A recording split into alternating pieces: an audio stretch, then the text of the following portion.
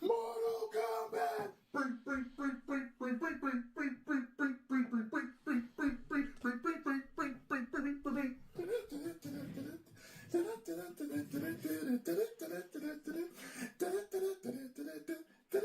Liu Kang, Raiden, Sonya.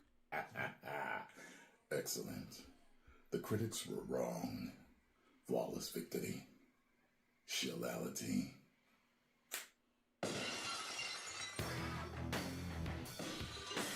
Oh shit.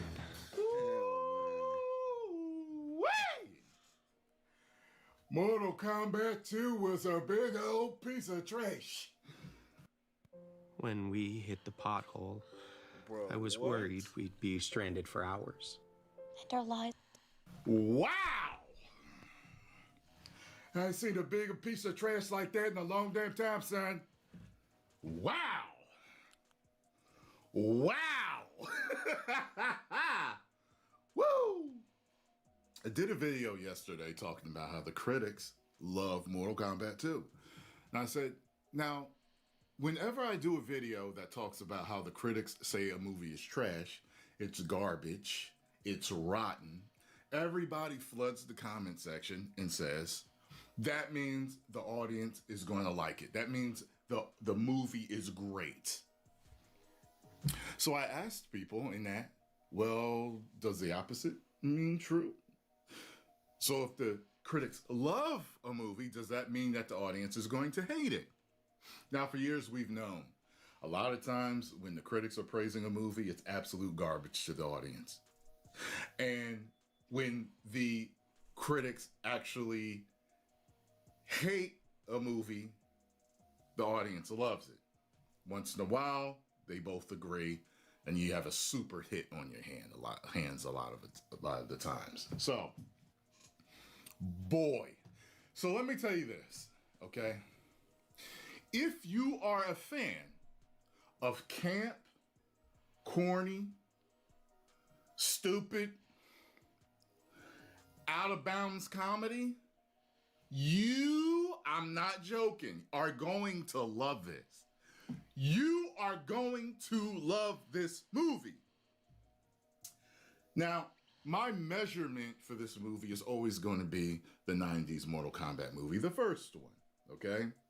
That had camp and corny in it, but it didn't have too much, you know?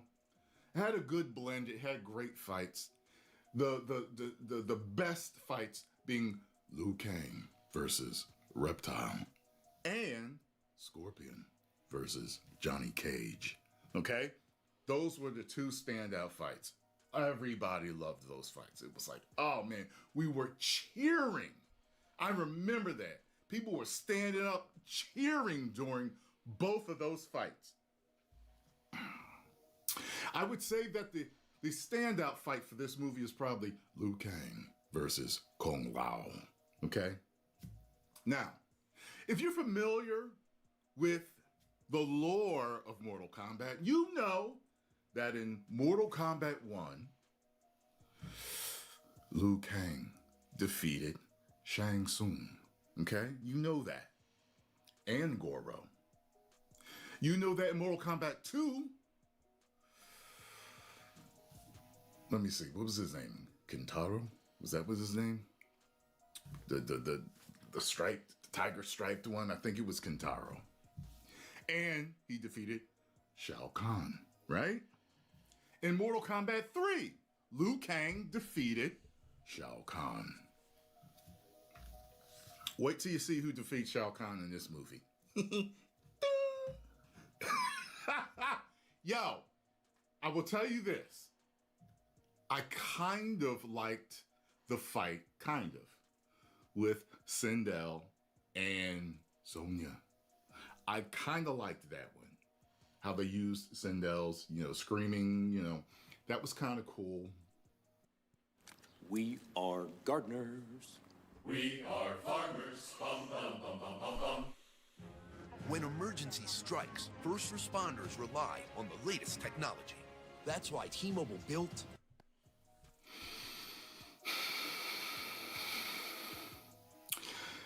I'm trying to think of anything else that was like good. Man, they should have got a younger guy to play Johnny Cage. By the way, there is a particular character that everyone speculated would be offed in this one. You are all correct. And boy, was it brutal. I actually felt bad for him. He showed his true skills and truly did his thing, but it didn't turn out the way it should have.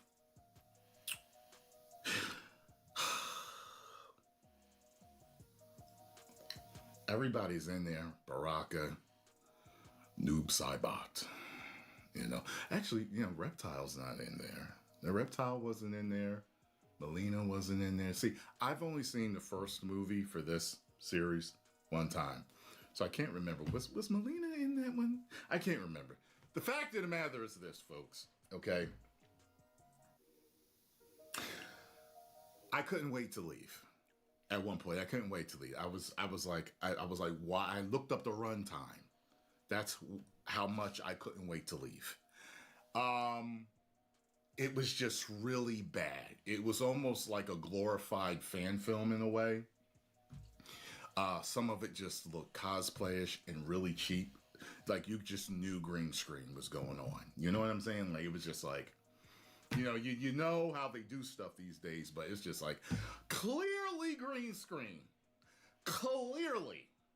You know how the first movie looked like it was directed by two different people? This one looked like it was directed by the same guy. Oh, it definitely did. But, yeah. Damn. I don't know what else to say with this. Like, it was bad. Liu Kang had his moments with other parts of the movie, too. And who may have been the greatest character in the whole film was Kano. Kano was so damn funny, man. I mean, he's gold. He is money. They need a side movie about just Kano and his life. And I would go see that. He's that funny. You know what I'm saying? Carl Urban, he shouldn't have been Johnny Cage. He was funny. He did a couple of things. And, there's a particular character in here where they say through the whole movie, he doesn't have powers. However, if you're a fan of Mortal Kombat 1, 2, and 3, you know he does have powers. And he had powers from the beginning. There was no, I just discovered them at this point. You know what I'm saying? So I grew up with this game as well as Street Fighter 2. I'm a fan of Mortal Kombat, a super fan of Street Fighter, okay? At least all the way up till 4, okay? Really followed the lore that Ron played the game bars. So, knowing the lore, it's just, if you like it, all power to you. I ain't mad at you. I will not argue. If you love it, and you're like, this is the greatest movie I've ever seen, great. My buddy that told me that he thought that I would like it, try again, pal.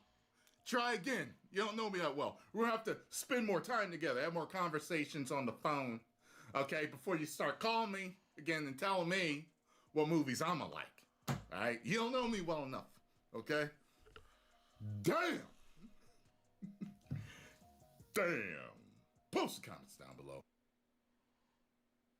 Damn, you gave it a 2 out of 5? Holy shit, bro. And I was thinking about seeing a movie tomorrow morning.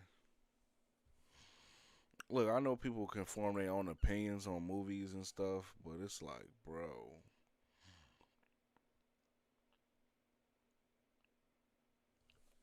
I didn't think it was gonna be like that, bro. Like, I thought people was gonna fuck with the movie, that shit crazy. That's crazy.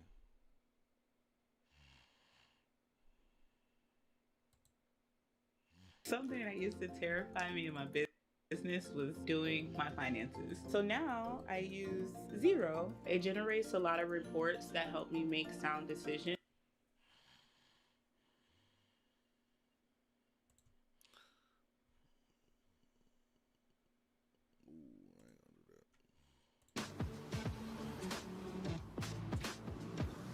Wellness by Ulta Beauty.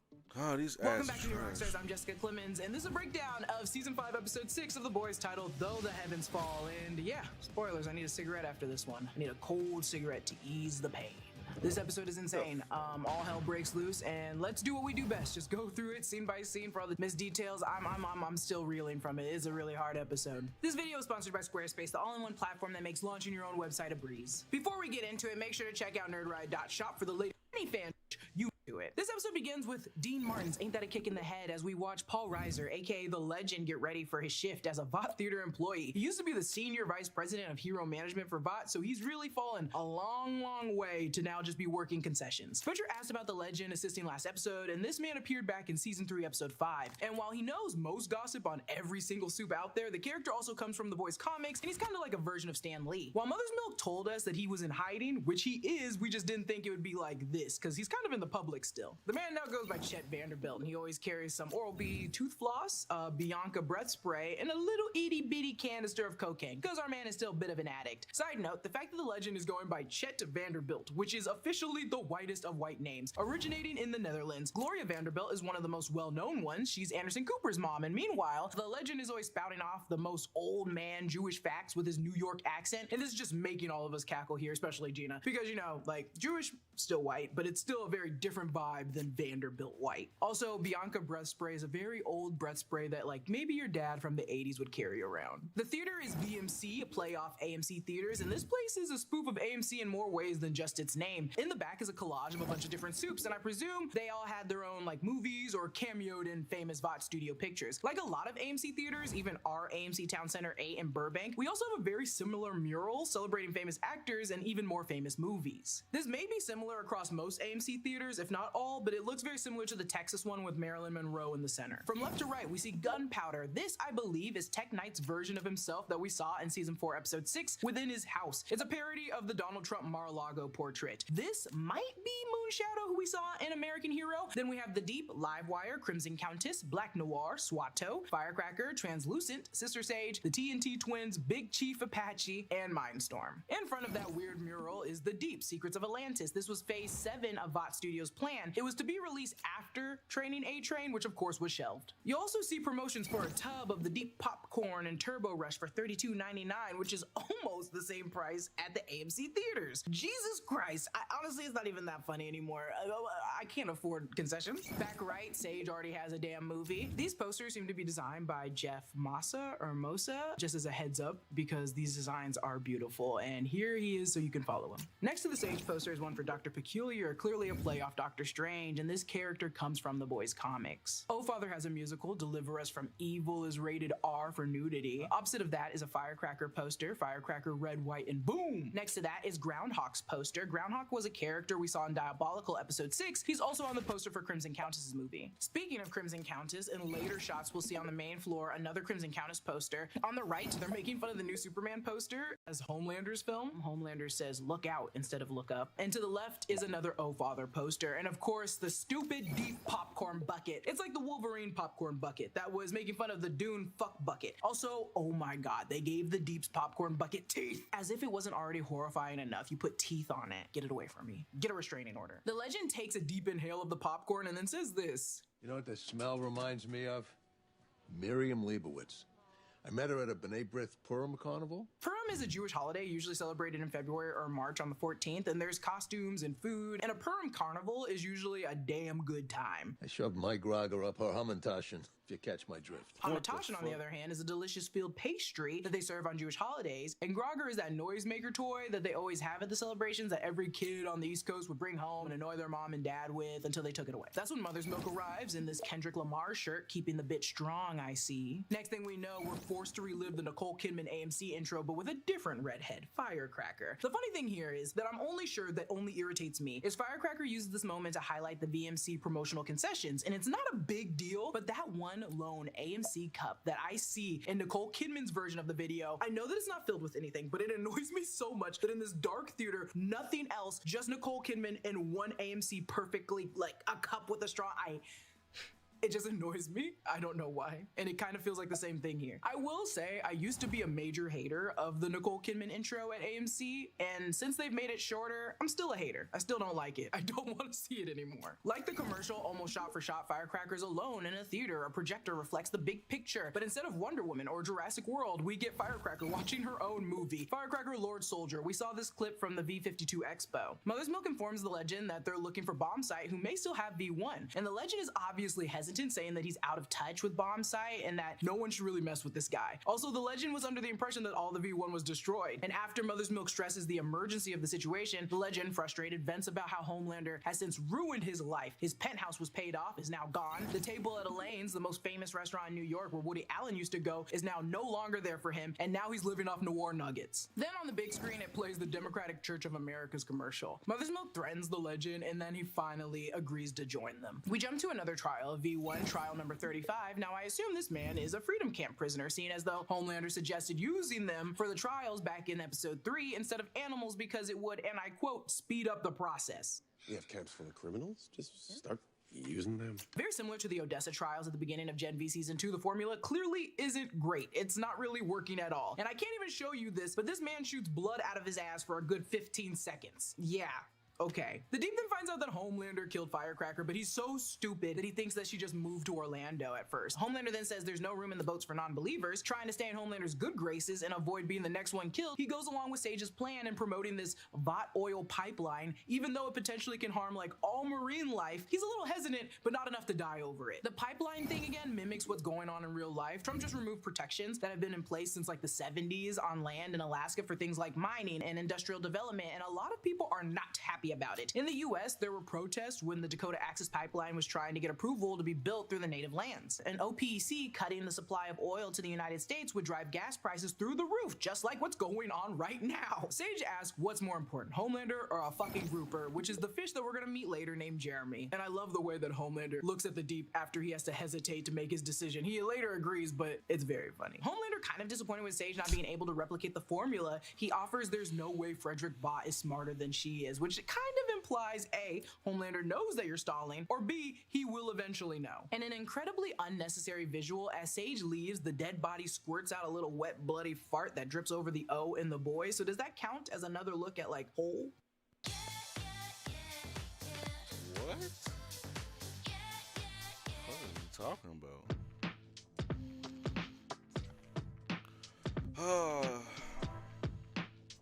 For the boys? I think so. Tally that up to Berg. Can we brighten this and remove the pants? We then get a new Democratic Church of America ad. The spoofs exactly this He Gets Us, aka the Christian commercial you see during the Super Bowl ad spots. They have many of these commercials, but this one is spoofing the rebel who, like us, is Jesus. Then it plays Take Me to Church, which everyone knows is not really about being pro-church, but Vought honestly probably doesn't give a fuck. Back at their hideout, we see balls.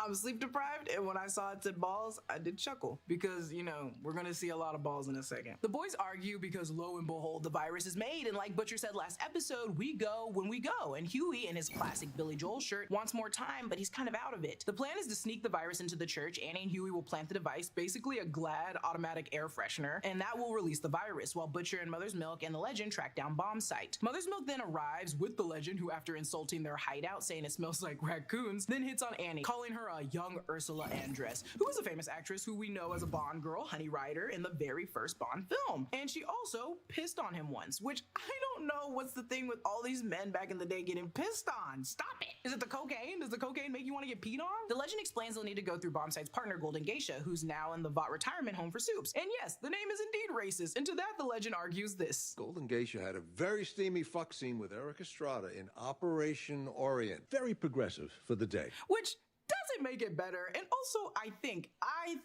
legit this is a real movie. And let me tell you something, I don't know if this is a real movie, but I'm sure my computer got a fucking virus looking into it, because tell me why the full movie is only available on porn sites. My PC is not protected. Whoa. The retirement home is called Bot Villages, which feels like a play What's off up, The Dallas? Villages, a huge retirement home in Florida, and this place gets a hella bad rep for being super into like swingers and STD pack kind of plays, but I'm sure it's a little bit of everything. Back at the tower, Sage confronts Ashley about their deal, but Ashley still refuses to join, especially the apocalyptic part. When Ashley won't agree, Sage calmly switches to plan B, saying out loud how predictable people are, something that will bite her in the ass at the end of this episode with Soulja Boy and Homelander. She then knocks her out with chloroform, allowing Bashley control of the situation, aka just full autonomy over Ashley's body. Bashley has to basically weekend at Bernie's Ashley, dragging her around while she stumbles backwards and can barely function. She's basically like a newborn baby. She tells the Secret Service agents to stand down and stand by, which is definitely a reference to Trump telling the Proud Boys to stand back and stand by instead of condemning their white supremacist rhetoric. We're then taken to a very problematic picture starring Big Chief Apache, yes, a white man, a character we've heard of or seen a lot of times. Big Chief Apache we've seen spoofing the anti-littering PSA from back in the day. He used to hang out with the Legend also back in the day. In Gen V, the Heroes Optimization Seminar, the room where everyone gets their ass kicked, is the studio that used to be Big Chief Apache's Diversity and Equity Center. And in the hidden room in Godolkin's library, we see his outfit. Fun fact, in the same room, we see this costume prop, and I couldn't figure out at the time who it was from or what it was meant to be, and we now know it's from Golden Geisha's movie Golden Tapes. The character is basically a spoof off Apache Chief, the old Hanna-Barbera WB character. Even then, that character is also kind of problematic. His movie is called Engine Number 9, a play off Engine Number 9, which is also very horrible, and I don't want to ever say that sentence again. At Vought Villages, like Mr. Marathon's mansion, there's so many Easter eggs. The first poster we see is the Savior of Saipan. Next to that is another bomb site poster for Air Raid on the left, and on the right is Moonshine Thunder featuring Golden Geisha. In the back are drawings for Private Angel and Bomb Site with his blue gloves. There's an invisible soup also walking around with Ensure right now. You see the old man himself in the back, Big Chief Apache. In front of this man on the left is Bomb Site's The Curse of Fu Manchu, which we saw during the V52 Expo. We also see Torpedo's Merchant Mariner, who we'll see in Bot Rising. He also has another movie poster, Midnight at Midway. They're living the dream here, playing bingo when Golden Geisha is interrupted. She's played by Naoko Mori from Doctor Who and Torchwood. Also, she's only 54 years old, and it looks like they had to add wrinkles with makeup onto this woman's face because she is timeless. Oh my gosh, she does not look like she's in her 70s. In the background, you can spot a monitor listing the day's activities. Though it's a bit hard to read, the movie night features Dawn of the Seven, of course. There's a birthday party for Maple with psychic entertainers labeled raunchy. And at the bottom, the menu offers fish and chips or golden Godolkin nuggets, named after Thomas Godolkin, of course. The legend then says this. Look at you, just as beautiful as that triple banger we had in Marsha Mason's Triple Banger. And he's always name dropping, but Marsha Manson is an actress and 4-time Academy nominated actress from the 70s. In the background of the scene, you can see a walker moving very slowly, just inching in the background. Someone, I assume invisible, is controlling it. They confront Golden Geisha to get information about Bomb Site, but she immediately shuts them down and tells them to leave. When Golden Geisha says she knew the Legend had yellow fever, he says this. Baby, I got all kinds of fever. I'm the United Colors of Fever. And this is a play on the United Colors of Benetton, a clothing company known for their racially inclusive ads in the 80s and 90s. Then the Legend says this horrific line. Well, listen, there was a time you and Bomb Site were tighter than Woody and Mia before Soon Yi. And you might know, but he's talking about Woody Allen, who was married to Mia Farrow before marrying Mia Farrow's adopted daughter, Soon Yi. He's a fucking filthy menace. She insists that she hasn't seen Bomb Site in years and refuses to help, and Butcher pushes for a more aggressive next step, aka kidnapping her to force Bomb Site out. The Legend is against it, knowing it will backfire and get people hurt, but Butcher argues it's the only way. Mother's Milk, surprisingly and unsurprisingly, sides with Butcher, and I mean, if this isn't a pure example that we've hit rock bottom, I don't know what is. The discussion turns personal, with the Legend calling out everyone for how far they've fallen, especially Mother's Milk, and this gives us a long hold on his reaction, which means it's finally getting to him. It's baby steps, but it's getting to him. May is when spring is in full swing. It's the time of renewal and growth, where it feels like it's easy to receive. Squarespace.com promotes the new oil pipeline. He's positioned underwater at the Vought Petroleum Pipeline, surrounded by fish as they pump gas, and a sign nearby says, "Fish love it." You installed this? Even had a few screws left over. If it's important, it's not worth compromising. That's why with Farmers, you can get quality and savings. We are farmers. Bum, bum, bum, bum, bum, bum.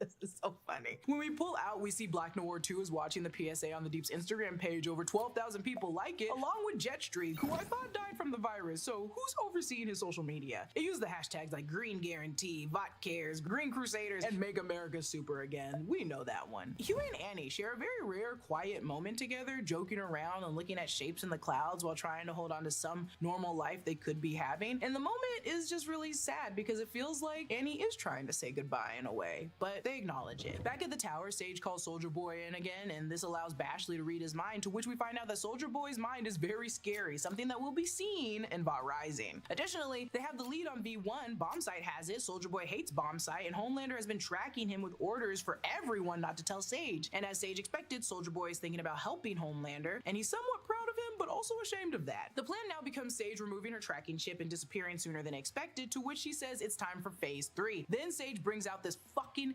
Queen Maeve journal. This is a journal that Sage kept very close to her chest throughout season 4, and it was dire to me to understanding her overarching plan that during season 2 of Gen V, I kept a tracker titled every time Sage was writing in that damn book. And spoilers, there aren't that many times, but I digress. In season 4, episode 5, she does show it to Tech Knight, and he says, Jesus fucking Christ, are you serious? We later learn how they want to use his prisons as freedom camps, which, check, that could be what was in the journal. At the end of episode 7, she leaves it behind, and I think it's in hopes that Homelander would read it. Then at the finale, she picks it back up from Homelander's penthouse, announcing it was time for phase 2. So our girl's back in it, and I'm back to being confused about the damn journal. Mother's Milk, Butcher, and Kimiko plan to knock out Golden Geisha and transport her somewhere else, but she hears a squeak of a wheelchair and activates her powers, forming a golden shield to defend herself. Despite the trying defense, Mother's Milk manages to inject something into her IV, eventually knocking her out. And the team then wheels her unconscious body out into the main floor. That's when we're stopped by Big Chief Apache, Hot Flash, and Long Nuts. I don't know what this man's name is. I don't think they give him a name, but we can call him Long Nuts. Butcher tries to pass him off to Mother's Milk, seeing as though in the past Mother's Milk has constantly been the one to have to go up against Love Sausage, but he bows out of this one instead, choosing Big Chief Apache, which, I mean, can you blame the man? The Freak plays as the man hacky sacks his nuts like a rope dart at Butcher, and I can't even show this scene, but when Butcher catches the nut and yanks the man 20 feet, I cackled.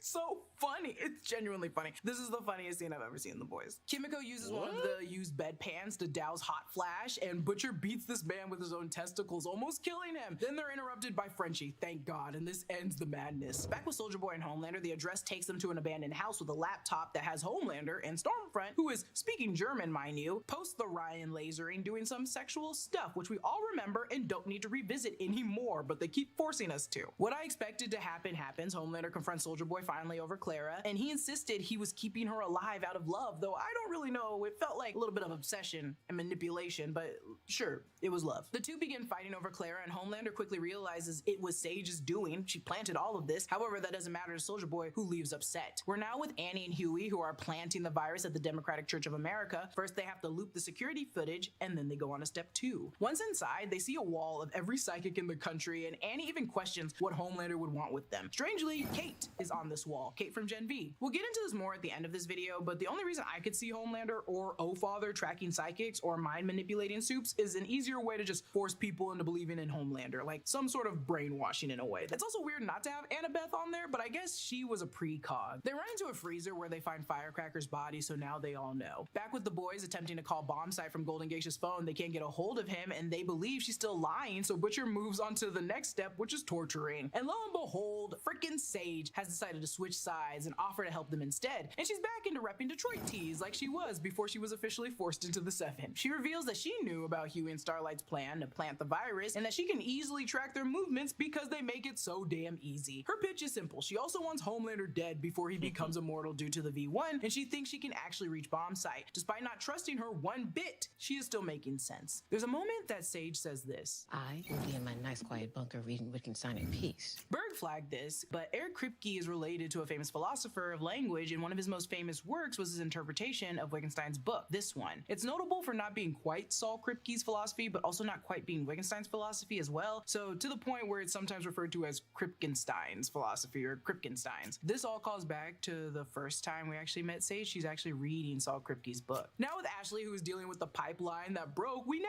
have an oil spill on our hands. She says it's worse than Deepwater Horizon, the horrible oil spill that began in 2010 and is considered one of the largest largest marine oil spills ever. It may take weeks to fix, but also she's still lying and saying the Deep has everything under control. The scene quickly turns and we see the Deep. He's like one of those baby ducks being cleaned of oil, but this time it's stuck in his gills. They're cleaning him also with Firecracker's Squeak Freak dish soap. That's when he sees Jeremy and he suddenly collapses, struggling to save him, and he says, "We know it was you, Kevin." Oof. And for once, it wasn't the Deep's fault, but also it indirectly kind of was, you know? The boys believe Bombsight will come if he learns that his love is in danger. However, when she finds out that they're actually after Bombsight for the V1, she laughs and says that they can have it. It's then revealed that Bombsight originally intended for the V1 for Golden Geisha so that they could be together forever, which is really sweet. And she refused it because simply immortality just isn't worth it. And he ultimately left because watching her age was too painful for him. This is when it's revealed that Kimiko and Annie agree on the same concern, re V1 and the virus. They realize that if they take V1, they would become immortal, and neither of them can bear the idea of watching Huey and Frenchie age and die while they live on. And this perspective gives Frenchie a new outlook, although Annie and Kimiko seem to be okay with it. While Huey plants the timed explosive, Annie runs into Aaron, aka O-Father, who used to be a part of her life in Capes for Christ, but is now fully in the Homelander cult mindset. In the comics, he organized Capes for Christ, so here it's shared as a story where he and Ezekiel used to work with Annie during her young Christian days. While Annie tries to connect with him in his past life, O-Father is deep in that Homelander Kool-Aid. Annie at one point says, "You know, you were like a cool older brother that I never had," which made me gag because in the same room, Homelander said a similar sentiment this season about A-Train. O-Father reflects on his past, recalling how he first began preaching at 9 years old in a moldy tent in Greenwood, Indiana. He remembers people coming to him and begging for prayers, asking him to heal their illnesses, protect their children, which, let's not forget his own, hidden history and questionable actions, is what I said. Annie and O-Father then have to go one-on-one, which is not going well for Annie until Huey steps in with the virus, using it as leverage so he won't kill Annie. And it turns into this tense standoff where everyone's basically holding each other hostage. And even after all that, O-Father is still all in on Homelander and lets Annie and Huey go. We don't know if they set up the virus or if they just depart unfinished. Back with the Deep, he's watching VNN coverage of what's being called the largest environmental disaster, and he's just breaking down in tears, and I love it. I honestly could rewind it a million times. Not because the fish died, just because I hate the Deep. Black Noir mocks him and reveals that he was actually the one responsible for sabotaging the oil pipeline and causing the disaster. Enraged, the Deep retaliates, choking him with an XLR cable and stabbing him in the throat with his own knife. Black Noirs can only die to their teammates in this universe for some reason, and I hate it. Ugh. And he's dead, and that's the last we're gonna see of Nathan Mitchell for the rest of the season. Oh, Nathan Mitchell, you did such a good job. We love you, Nathan Mitchell. And now the Deep is panicking. Back with the Legend, who has returned to his theater job, listens as his manager Tanner is murdered by Homelander, and there goes those damn violins again. Back with the boys, Mother's Milk and Sage have this talk about morality in their actions, basically admitting that they're both in the wrong. Even though Mother's Milk doesn't enjoy what he's doing, it doesn't really matter. He's still killing a full group of people. And if anything, Sage, I'm not saying Sage is right in this, but Sage thinks, she's better for it because at least she's honest about it. The Legend and Homelander search the boys' hideout, but find it mostly empty except for a Taco Bell receipt that belonged to Sage. Homelander quickly spirals because of all of this, and he starts talking to himself, feeling betrayed and abandoned, and he pleads for help. The Legend calmly tells him this is a cycle of power. Everyone eventually gets replaced or pushed out, including himself and other soups. If you fight the waves, you're only gonna make it worse. And the Legend then says this. Look at Goldie. One minute she's on the set getting finger popped by Lorenzo Lamas, and next she's shilling for Vought Alert necklaces and Activia poop yogurt. Fleas and ticks? Ick.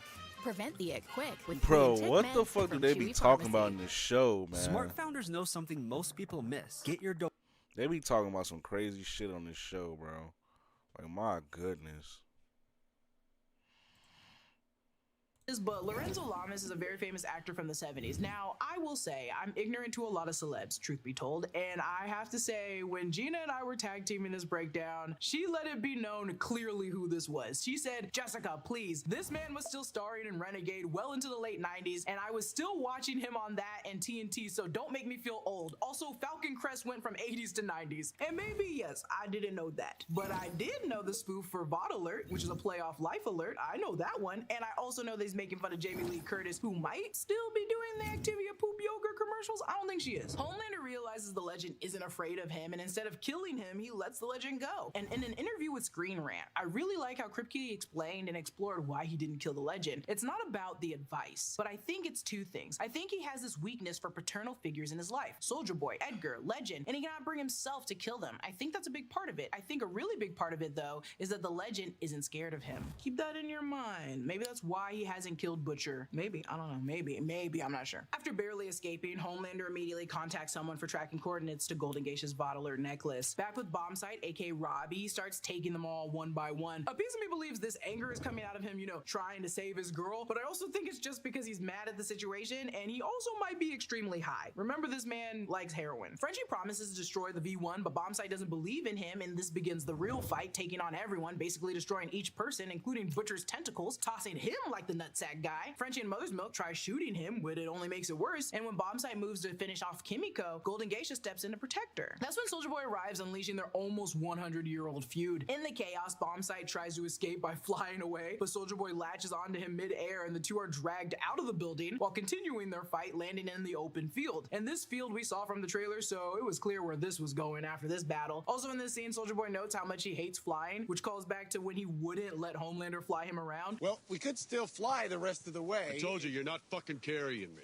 So in Vought's prequel series, Vought Rising, I better see why he hates flying so much. Soulja Boy finally gives up when Bombsight concedes, and emotionally as they confront their shared past with Clara and just the resentment over how she and others saw Soulja Boy as the better version of what they were supposed to be. Soulja Boy then offers to strip Bombsight of their immortality and power so they won't have to live forever alone. They can go spend a normal life with Golden Geisha. And he frames it as something almost merciful, but admits it's really tied to the V1. Soulja Boy then ignites his blast on Bombsight. The rest of the boys rush to the chaos, and we all witness Bombsight, who I thought would have been immediately killed by Homelander, mind you, survive and run back to Golden Geisha. And to that I say, you need to clean up on that heroin use, because unfortunately you're now human and not immortal anymore. And I feel like as a soup, they probably do a lot of drugs. Homelander finally shows up and he doesn't want to fight Soulja Boy, but Soulja Boy starts reflecting on Clara and how she once believed he was the ultimate soup. He now admits Homelander surpassed him. Excuse me? And Sage was wrong. Everyone was wrong. Soulja Boy doesn't mind caring. Predictability is actually bullshit, Sage. Why would we think this? Homelander then lasers a hole deep enough into his skin since normal needles can't penetrate his skin, and as he injects himself with the V1, it causes him to collapse to the ground as his laser vision erupts into the sky just like it did in the trailer, bringing it to an end with the fucking violins playing again in the background. There's so much to take away from this episode, and thank God there's still 2 episodes left, but you know, elephant in the room, clearly he got the V1. And as a pessimist first, optimist second, I'm saying this like you guys should take pride in me saying, we don't know what's gonna happen next. You know, he could like instantly die from this or go into a coma. I also don't know. I will say I'm most likely wrong and trying to lie to myself because we haven't seen this scene from the trailers yet. Also, the wall of psychics in the Democratic Church of America, why else would they need them? There are a lot of possibilities. First, the most likely, in my opinion, brainwashing congregations makes it really easy to sway the masses into believing in Homelander as the one true God. The only downside, this would require Vought to trust that these soups wouldn't retaliate. It only takes one to restore everyone's memories or their sense of morality and expose that they've been manipulated in the first place. That said, there's another angle. Psychic mind manipulating soups would naturally be a threat to Vought, so this could be a way of tracking who's out there in order to eliminate potential risks. Lastly, and arguably, I'm not saying Father isn't wrong or a bad person, but there's a new kind of gray area where there's the potential that someone may have already manipulated Father, like a psychic or mind manipulator. Hear me out. I don't believe this wholeheartedly, but the fact that Annie made it very obvious that he's changed, I want to know what changed him. He used to be a true believer, unlike Ezekiel, makes me believe, oh, what did someone say or do to you that actually made you change? And will this tactic go forth onto others? Also, Sage is fucking stupid. I'm so sorry for saying that, but like using predictability as leverage, assuming everyone is predictable enough to understand their next steps, it's no surprise it didn't actually work. It's not the fact that people are predictable, it's that their routines and patterns become predictable. So if this one person doesn't have like a routine or pattern naturally, how do we know their next steps? Ashley is absolutely predictable. She's scared shitless of everything and hides under a rock any chance she gets. We can't read Soulja Boy half the time. He's been alive for 100 years. This man has been tortured in so many different ways. He has the poker face of I don't even know what. And also, even reading his mind, you saw how horrible it was. This man could probably block out things with just thinking about yesterday and how he did cocaine out of Oprah's butt. I don't know why that's the example, but you know what I mean. Also, you know what's not smart, Sage? She still doesn't understand what love is. At the end of Gen V Season 2, she's basically asking Polarity about love, just like why would anyone go through all of this for love? They're gonna end up hurt no matter what. And now seeing this, she underestimated Soulja Boy's love for Clara. That's something that this girl will never understand. And lastly, I better see every single old person in Bot Rising. I know we're getting the 5. I know we're getting Torpedo, Private Angel, Bombsight, Soulja Boy, and Liberty, but I better be getting Golden Geisha, Hot Flash, and Quinn. You can leave Big Chief Apache, honestly. There is no need to revisit that man, but the others I do want. And that's it for this episode. Comment down below with your thoughts, where you think it's going. We only got 2 episodes left, and a special thanks to one of our... No, that shit's crazy. That's crazy, bro. That shit crazy, man. What the fuck? 2 more episodes, y'all. 2 more episodes. Season been like a lot of filler. Well, not filler, my bad. People been saying it's a lot of filler with the episodes that's been coming out. Yeah, that's basically the approach that they took, Dallas. Like Homelander is trying to be seen as like this a god, basically. Like he's the god, basically. That's basically it, bro. Like that's the whole thing. He's trying to be shown like he's the god, and that he's the end all be all. And if you don't praise him and look at him as like a god, he's gonna kill you. That's basically it. So yeah, it's kind of funny, but yeah.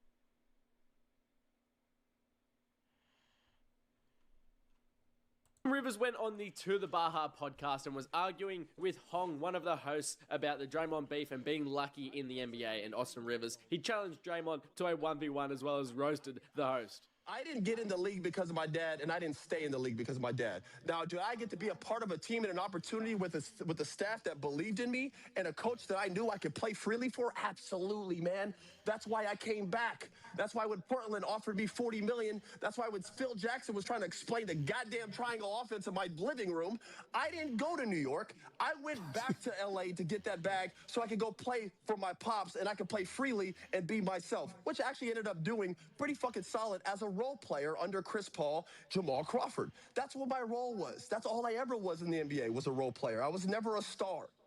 So this whole thing where I'm comparing myself to Draymond, and Draymond's a Hall of Famer. And no matter what anybody on this podcast, and no matter what I say, or what anybody says, it's not going to change. He's a first ballot, and he deserves that because he put in the work as his role.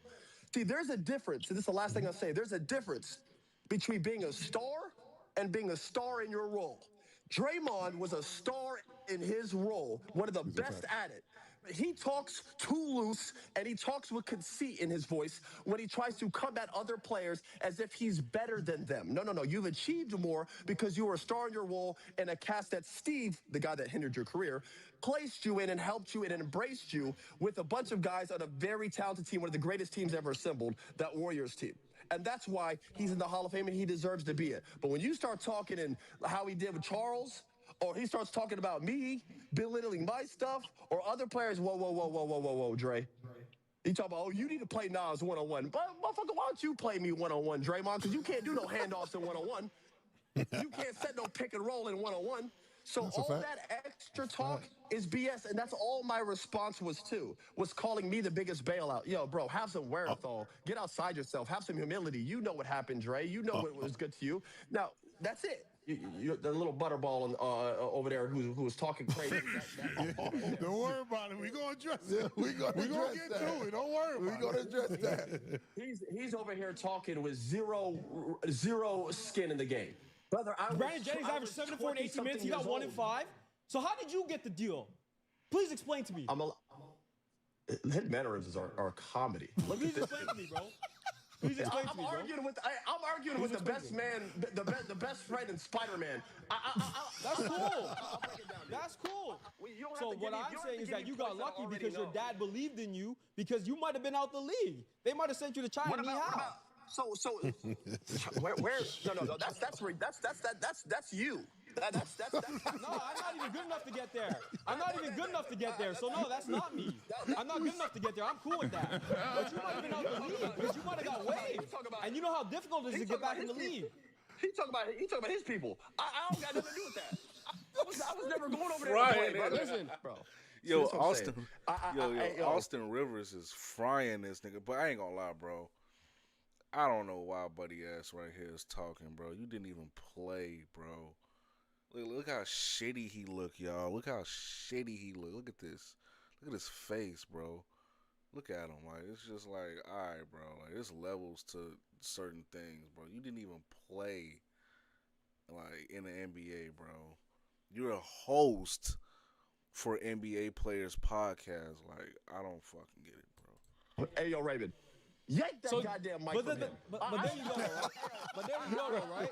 There you go, though, right? So you want to bring up stats when it benefits you, but then you want, when we go to the eye test and what we saw, when we go to stats with your New Orleans stats, you throw those out the window because it's eye test and potential. But then you want to go to plus minus. Well, thank God you're not. Thank God you're not a front office guy, because if you just look at black and white stats and try to judge every single player, we'd have a lot of guys not getting second chances, third chances on teams becoming stars. My problem is you get there with your fucking little laptop and you try to point holes through someone's career, not knowing the time and energy, the pressure, and how much fucking time we had to live in a gym and get it out the mud. Just because I didn't come from the hood doesn't mean I didn't get it out the mud. Brother, this isn't the family business that gets to get passed down to you. You have to be one of the best players in the world to get it. And you talk about lucky, nigga, I'm unlucky. You better hope how much money I would have made if I played with NIL. You know you can. Bro, I don't know if y'all saw, but Austin Rivers was literally spitting, like, out while he was getting on dude ass, bro. Oh, man. It's a lot of drama, y'all. It's a lot of drama. It's a lot of shit to react to, y'all. I ain't gonna lie. Bro, I just don't get it, bro. But I'm guessing I'm about to watch Charlie. I'm pretty sure he's about to talk about Mortal Kombat, y'all. So Mortal Kombat 2 just dropped, and I just wiggled these cheeks on home from seeing it in the cinema. I liked it. I think in every possible category, this was a drastic improvement over the last movie, which I recognize is not the most awe-inspiring of praise. It's a pretty low bar to clear. That's like saying the last suppository I took hurt my butthole the least. Though, I will say, even Mortal Kombat 2021, I actually did enjoy. I know a lot of people hated it. I totally understand why a lot of people hated it. But for me, it was just the perfect amount of silly that it became charmingly enjoyable. Like, by no means was it like a great film or anything, but I did like Scorpion and Sub-Zero duking it out in the beginning and the end, and I thought there were some good fights sprinkled throughout, though there was a lot of dead air and a bit of a slog, especially because the main character, Cole, was entirely uninteresting. Damn. They just went into the default character creator and just shipped out the most plain person ever. They gave you fucking a scoop of nothing burger with that guy, but overall, I still did enjoy the 2021 movie, but Mortal Kombat 2 is much better across the board. Now, real quick, I just want to let everyone know before diving into the spaghetti and the meatballs here, Starforge is doing its largest sale on 50. Knock that out now. Lincoln introduced to Johnny Cage, and then he gets chosen to be Earth's substitute champion after what happened to Kung Lao in the last film. And then they just instantly start the tournament. They go match after match after match after match. It's fucking fun. And it is unapologetically true to the video game, to the point where they're even using, like, the character's actual move sets. For better or for worse, because a couple of the moves work really well in the game, but on screen look kind of fucking silly, like Sindel. Sindel, all she does is just spam her scream, which is kind of, you know, But it's true to the video game counterpart. So I appreciated that. I also appreciated that some of the arenas they fight in are genuinely straight out of Mortal Kombat levels. Like, they actually, like, one-to-one recreate little pieces of the levels from the games. Like, we'll get into spoilers right away. We'll immediately get into spoilers.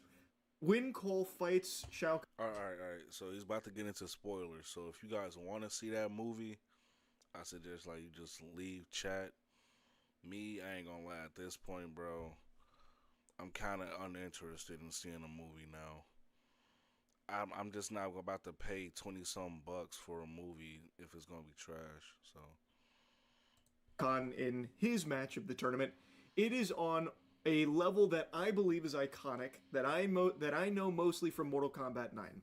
I've said this a lot. Mortal Kombat 9 is my favorite fighting game of all time. I mainly spammed Ermac, Noob Saibot, and Raiden. 2 out of 3 of those characters are in this movie too, by the way. They dusted off Noob Saibot for this bitch. That is so hype. But anyway, they actually have Deadpool in this movie. The stage, not the fucking Marvel character. The level with all the acid, I'm sure if you've played Mortal Kombat, you know the stage. You know that level. And Cole fights Shao Kahn on that stage. And it's a really good fight. And it ends with Cole getting his head popped like a watermelon under Shao Kahn's might. And it's not like he was just like a pushover. He didn't get, fucking folded like origami. He did put up like a valiant attempt, and he actually would have won if not for a power-up Shao Kahn had just received. And I really like that fight. And it also shows that they are very receptive to what everyone was saying about Mortal Kombat 2021, that Cole was the weakest part of it. And instead of like trying to improve that character, they just said, all right, fuck it, we'll kill him. So they blow him up in his match. It happens pretty early into the film. I was shocked. So Cole is not the main character here. And Johnny Cage also isn't either, really. Katana is the main character. Johnny Cage is a very important character who gets a ton of screen time, but I would say he's not exactly the main character. And also, speaking of Johnny Cage, I was pretty vocal about Karl Urban not being the right choice for Johnny Cage. I'm a huge Karl Urban enthusiast. I love his work, but he's just too old for Johnny Cage. Maddox Code Readers, smart, reliable diagnostics.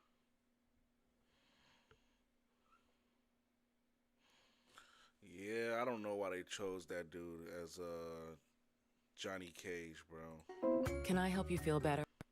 That's what I thought before I saw this film. And now that I've seen it, I still think probably wasn't the best choice. They did a very different Johnny Cage. So he is not like the, smooth talking, badass, shit doesn't stink, confident dude from the games. He's a very different character. He's in his twilight years. He's washed up. He's aged out of his stardoms. His movies are treated like a joke. No one's even going up to his booth at Comic-Con asking for autographs. So he's older, and they lean into it. And I think it actually works in the context of this film. Like, it's not like bad, but being familiar with the Johnny Cage character, it's super different. And I don't necessarily think it's better this way with the way it's done here. I feel like it probably would have been even more fun if they had like a Johnny Cage like in the game. Because every other character in this movie is pretty true to their video game counterpart. So while I do think Karl Urban did a good job with this character, I still think it probably would have just been better to stay more true to Johnny Cage from the games, because I think that would have fit the tone of this movie even better, because it is just constant action. And a large part of it is Johnny Cage trying to like figure out why he was chosen when he's really just kind of an actor, not really like a hero. Like, I get that, but that's not even like the actual emotional heartbeat of the film. That falls onto Katana, who I think has more screen time than him anyway. He's still shit-talking, he's still nut punches, which are two things that I think are integral to Johnny Cage's character. Both are intact here and delivered very well. But as far as shit-talking goes, by far the best is Kano. Kano carried the last film. He was the best part of Mortal Kombat 2021. And in Mortal Kombat 2, he returns. They literally bring him back from the dead because, again, it feels like they were listening to the feedback. They heard everyone liked Kano, even if they hated everything else. So they're like, okay, here's more Kano. We're bringing him back from the dead. So they bring him back from the dead, and then he instantly gets brought back into the fold in a big way. He doesn't have, like, the most screen time or anything, but he is very present throughout the rest of the film once he comes back. And he is fantastic again. So now you have Johnny Cage talking shit, you have Kano talking shit, and they bounce off of each other often, and I think it works. And speaking of what works, I cannot compliment the fighting enough. It is so fun to watch, even at times a bit goofy, but one fight in particular really stood out. It is the Liu Kang vs. Kung Lao fight. That was fucking cinema. It was so good. It felt so in line with the games. It felt like I was watching like an actual goddamn esports match here with someone playing Liu Kang and Kung Lao. It was great. And it was so cool because the hat's going all around the arena, so they have to keep constantly dodging the hat, while also, you know, Liu Kang doesn't really want to kill him, but he knows that he doesn't really have a choice. It is so good, and the fatalities in here are nice and over the top, as you would expect them to be. Just genuinely, they did everything right when it came to its action. But, of course, and I'm sure no one's going to be surprised to learn this, the story and, like, the actual writing, like, around the narrative isn't that strong.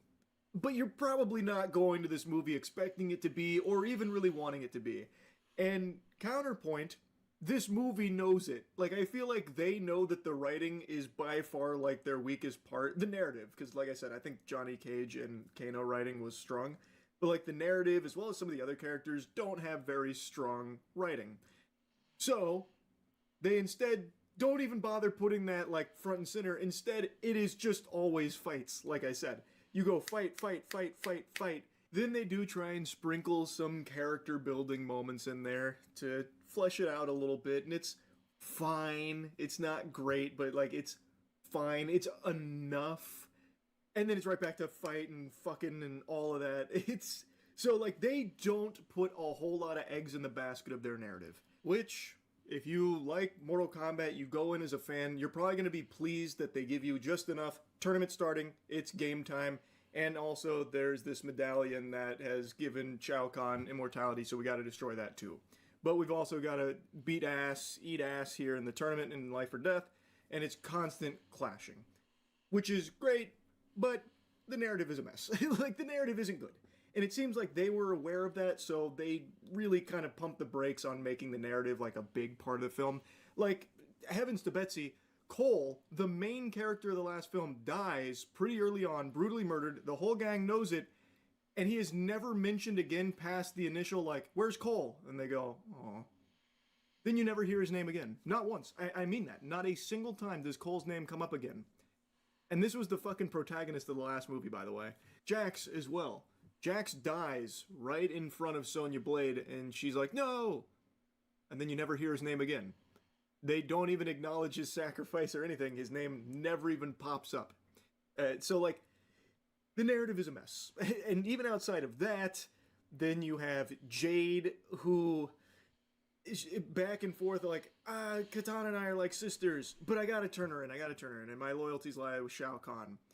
And then she decides to, like, betray Shao Kahn a couple scenes later, but there was never, like, a huge thing that explains where that change of heart came from. Like, she was pretty set on, like, Shao Kahn, and then she had, like, a brief conversation, was like, alright, fuck it, and then it goes and helps the good guys. So, like, it bounces back and forth. The narrative is pretty sloppy, but again, it doesn't feel like they were putting a whole lot of focus on it, so it's not overly detrimental to the film, but I do think it's something that sticks out, definitely worth mentioning. Overall, I enjoyed watching this movie. I had a fun time watching it. Like I said, Noob Saibot's here. And I will say, Noob Saibot is very hype. The fight with Scorpion and NetherRealm, great. Really good stuff. But then the writing kind of rears its ugly head at the end there when it comes to Noob Saibot. I won't spoil exactly how that unfolds, but it was a little rough what they did with Noob Saibot there at the end. But anyway, like, that's crazy. Well, I don't know, man. Even with the spoilers, I don't know. It's like I haven't seen a movie. Well, I saw Michael a couple weeks ago. So I might still see Mortal Kombat 2. I didn't see the first one in theaters, but because I knew it was going to be trash. Plus, I'm not really into Mortal Kombat like that, but I just heard it was trash. And now they're saying the same thing with this one. You say you finished the drawing. All right, if you got Discord, if you got the Discord, you can put the drawing in the Discord, Papucho, and then I'll check it out when I get a chance, bro.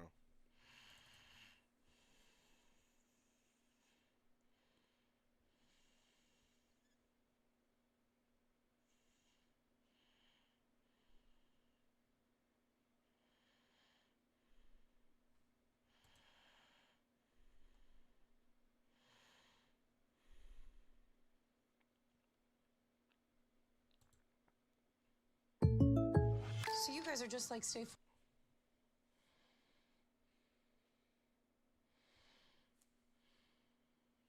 Oh, you lost your Discord?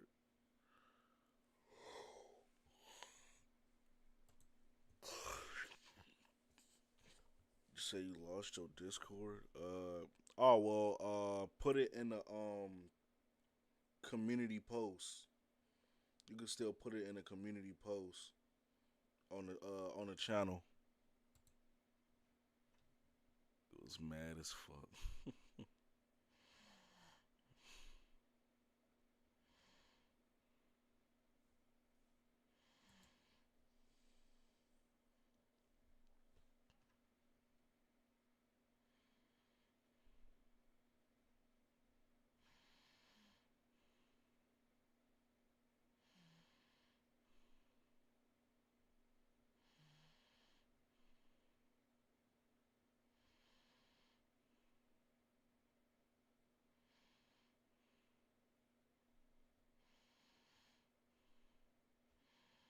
It's probably the last thing I'll watch.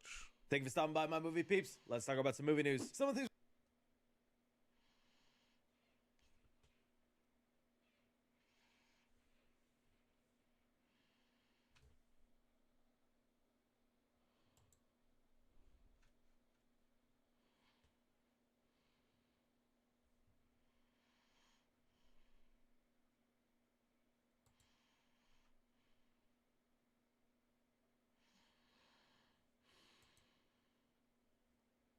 Thank you for stopping by, my movie peeps. Let's talk about some movie news. Some of the things we're going to be looking at here today, guys, is we've got Matthew Lillard joining the cast of Man of Tomorrow, a wild update on the Planet of the Apes franchise that is making a lot of people kind of sad. And a lot of you wanted my opinion on the Melissa Barrera article where she calls out the cast of Scream 7. We'll be diving into that and so much more, so you know the drill. Hit that like button, subscribe if you haven't already, and well, let's jump into the first story. And well, one of the first things I want to discuss here is earlier in the week, we did get the trailer for Evil Dead Burn. The first little teaser that they put out, I thought was simple enough, just a bunch of madness going on in the house and us following the main character go through it all, but this is a much meatier trailer that gives us a better idea of the movie. And man, am I excited for this thing. It looks like the plot is going to follow this woman who is now going to the funeral for her husband, where she is then staying with her in-laws in a house in the middle of the woods and finds herself the Necronomicon and begins to read a passage. How many of us would look at a creepy, disgusting, flesh-ridden book and decide, I think I'm going to read a sentence or two from that? You know, we say we wouldn't, but I think some of us would, unfortunately. I know I probably would. And then, of course, family members start becoming possessed, deadites, and then it just looks like bloody, gory fun. That's one thing the Evil Dead franchise is going to deliver, is some really nasty-looking scenes. And yeah, everything with, like, the car headrest coming out of the mouth, the woman taking a shot of wax, even just the guy falling on the dishwasher. Very nice stuff. Some Evil Dead fans have even noticed a couple of interesting connections to other Evil Dead properties. There was a lot of talk of the actual house being connected to one of the main characters of the Evil Dead TV series. Admittedly, have not checked that out yet, but I've been meaning to. So there's a connection there, but I think the biggest one that really fascinates me is this connection to Evil Dead Rise, where we see the woman from the lake who gave us that gnarly title card is showing up again here, probably segueing us into this story, and that'll kind of be the connective tissue for the two movies. And this connective tissue and the way Evil Dead is kind of going about things, I'm loving, but I do have like one little concern with. The part I'm loving is that we can just tell random stories within the Evil Dead without too much continuity, and it could always just be something wildly different, or at least the potential is there for it to be wildly different, because that goes into my one concern. At the end of the day, looking at this story and comparing it to Evil Dead Rise, kind of similar. It's a family in their home who read from the Necronomicon and then get possessed slowly until they can survive the night. I am hoping that the movie actually has more lore or interesting things going on, and it's not just that simple, because like even looking at something like Army of Darkness that is so wildly different than the first two Evil Dead movies, the potential for what you could do with Evil Dead I think is pretty limitless. And I would hate for every movie just to be a rehash of, okay, now they're in this location and now they're possessed, but they're in this location and now they're possessed. I think that could grow stale. So here's hoping there's actually more lore or fascinating things going on, but if not, hey, I'm willing to see a family get butchered up one more time. How did you guys feel about the latest trailer for Evil Dead Burn? Something else that kind of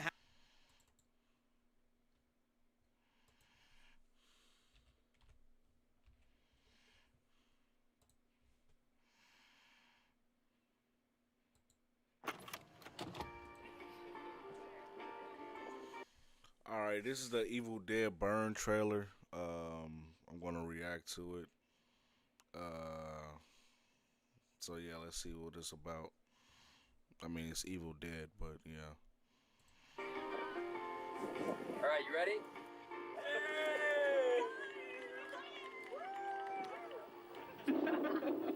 Thank you, Joseph. That was beautiful. No. That's Will's seat. Where's the wedding ring? Alice, you were his wife. Why aren't you wearing it? I'm not sure. Did you sell it? No, of course not. And get a good price. I really think we should do this another time. No, now's the best time. Will's looking down on us from above. From above. He's down below.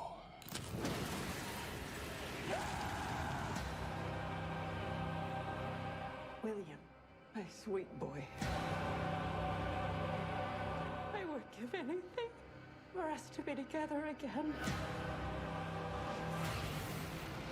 My grandfather believed the devil would return if anyone read from the Book of the Dead. Kunda.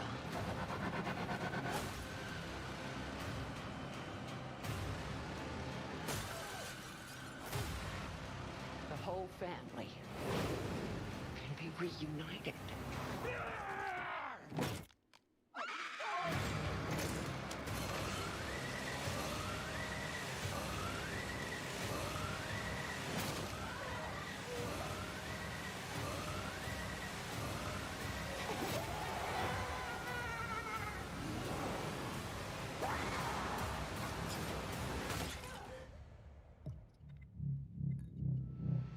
Cheers to your perfect family.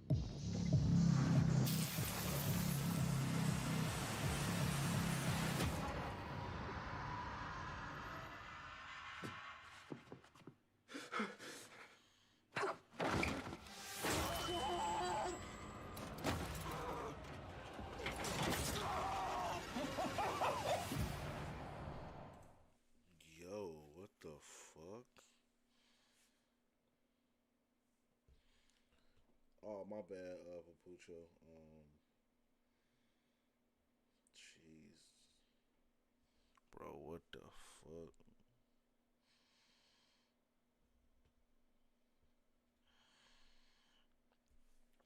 I don't know if you can't do it, I don't know, like, you should be able to post in the community post, bro. Like, if you go to the channel.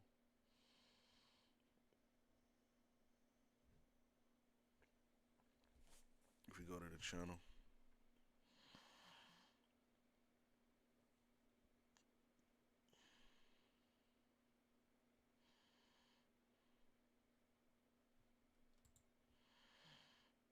Whoa, looks like you're backing up a bit here. Okay, Luann? Is there...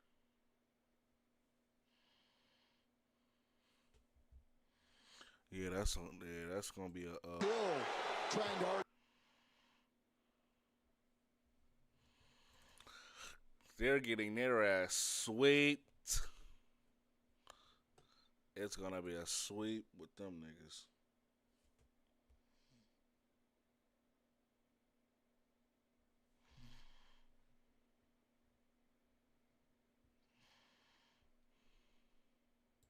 Batman fans, Matt Reeves just gave us our first teaser photo for the Batman Part 2, and it's got me hyped. So randomly right now, the director for the Batman Part 2, Matt Reeves, posted 2 photos of a camera test for the Batman Part 2, where in the specific camera test, it is of Robert Pattinson's Batmobile in snow as they try to get the proper lighting and work done because this movie will officially be taking place in the winter. Oh, please tell me we're one step closer to getting Mr. Freeze as a villain. The villain of this movie is still a big mysterious part, although we have Sebastian Stan confirmed to play Harvey Dent, Two-Face. He's not going to be the main antagonist, and if you're gonna give us that sweet Gotham covered in snow, and based off this camera test, eventually a chase sequence in the snow in that Batmobile, then why not have Mr. Freeze there? Either way, I know Matt Reeves is going to deliver, and it's just cool that we're about to enter into the Batman Part 2 era, where we're only going to get more set photos, details, pictures. I can't wait for all of it, but now we officially know Gotham is going to be covered in snow. Batman's going to be driving in it. How are you guys feeling about it? Kind of happened that peeks a little bit into the video game world, but there's some movie news attached to it.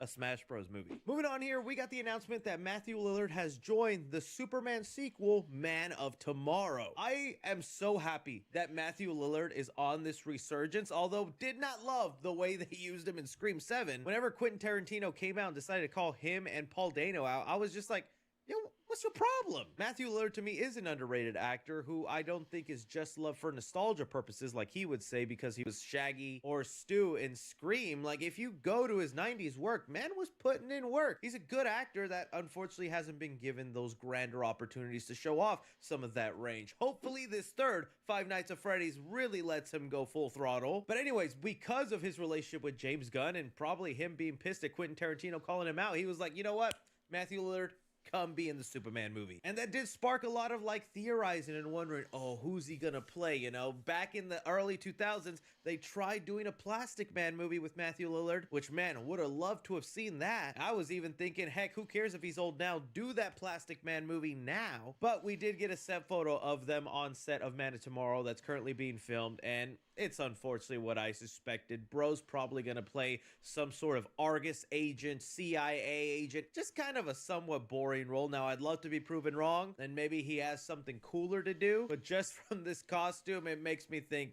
guys, just agent number 4 in the movie. Either way, still happy Matthew Lillard's involved there, and he's having this renaissance. How did you guys feel about Matthew Lillard joining on Man of Tomorrow? Next up here, something that was getting people...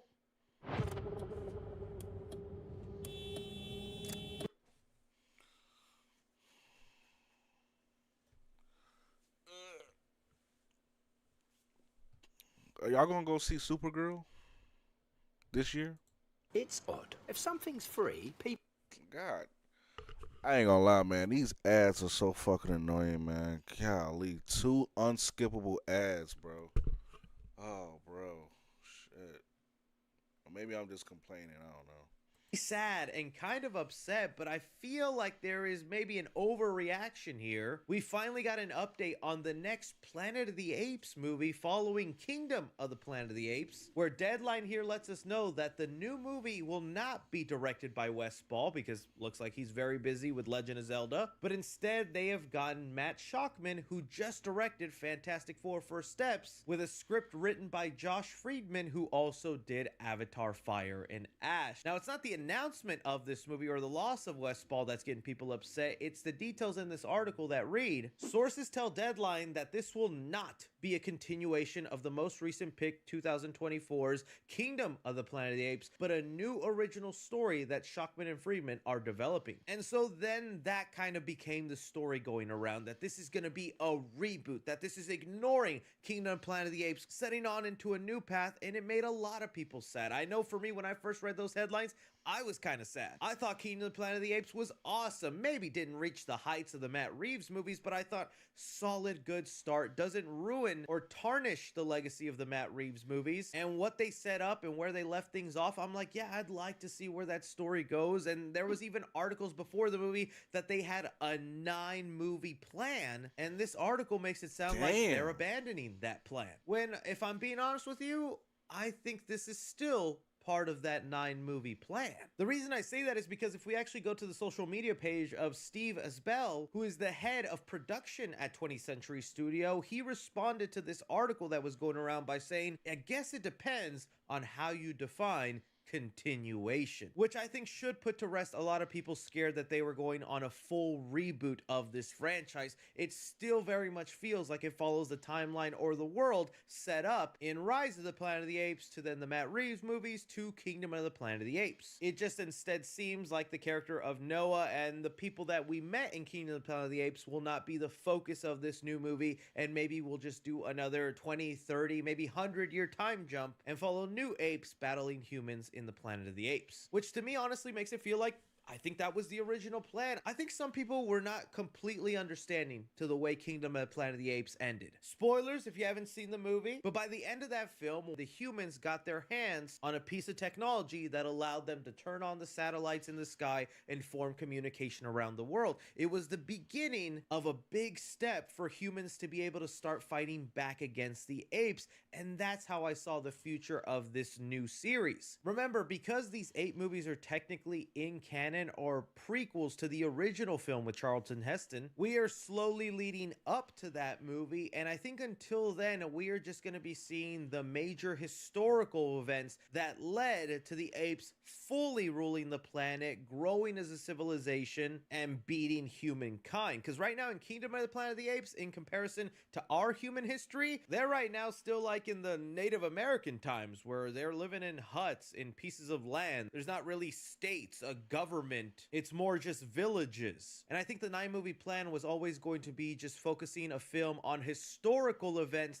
that led to that original movie. I think repercussions from Kingdom of the Planet of the Apes will still take a big part of this movie, because like I said, the humans are now able to communicate with each other across the world. So jumping forward 50 or 100 years from there, maybe the humans finally have built enough weapons or gotten an army together enough to now fight against the apes. So honestly, this doesn't scare me as much as a lot of people. It still lets me know they're continuing the Planet of the Apes, and as long as they do something cool and new, I'm gonna be checking it out. But all is to say, as much as I'm gonna miss Wes Ball, he's busy with Legend of Zelda. That's a big thing. I like Matt Shakman as a director for this. It does also bring up the question, well, it doesn't look like we're gonna get that Fantastic Four sequel anytime soon if he's about to jump into this. But Marvel's already pretty busy, and they currently have a record right now of like making us wait 4 or 5 years in between sequels. I mean, look at something like Shang-Chi, where they keep saying they have a sequel plan, and we're already about 5 years out from the first movie. It looks like we'll be 6 or 7 years until we get the sequel. Who knows, right? But okay, not panicking. Hey, we're just getting more Planet of the Apes.